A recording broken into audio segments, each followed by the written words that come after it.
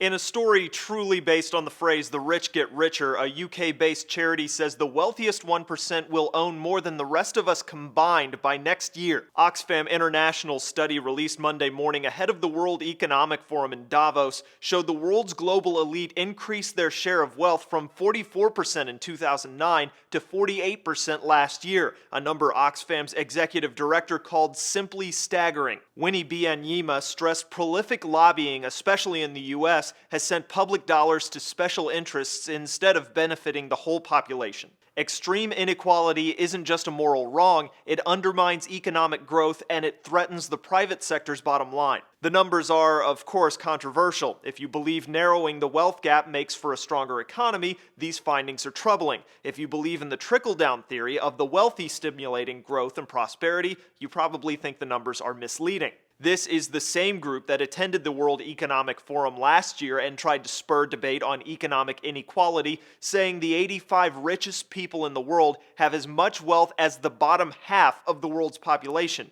Several factors have helped economic inequality get an increasing share of the spotlight in recent years, like French economist Thomas Piketty's book, Capital in the 21st Century. Piketty argues the rate of return on capital exceeds the economy's growth rate, which tends to lead toward a high concentration of wealth. Even Piketty stresses that's an oversimplified formula, but he's one of the hottest speakers on the economic circuit right now. Credit Suisse also released a study in October with findings very similar to Oxfam's, that the richest 1% owns nearly half of the world's wealth. Reaction to all of this has been anything from analysis of how the rich use their money to grow wealth faster than the rest of us, to editorials calling for changes in economic and tax policy that favor the wealthy. In Tuesday night's State of the Union address, President Obama plans to call for tax increases on the wealthy to help the middle class, though just how feasible such overtures are in a Republican-held Congress is questionable. Some of those goals from the president happen to coincide with Oxfam's 7-point plan to narrow the wealth gap. Highlights of the plan include clamp down on tax dodging by corporations and rich individuals,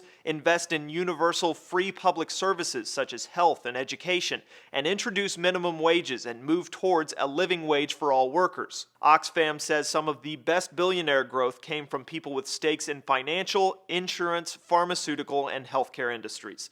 For Newsy, I'm Cliff Judy.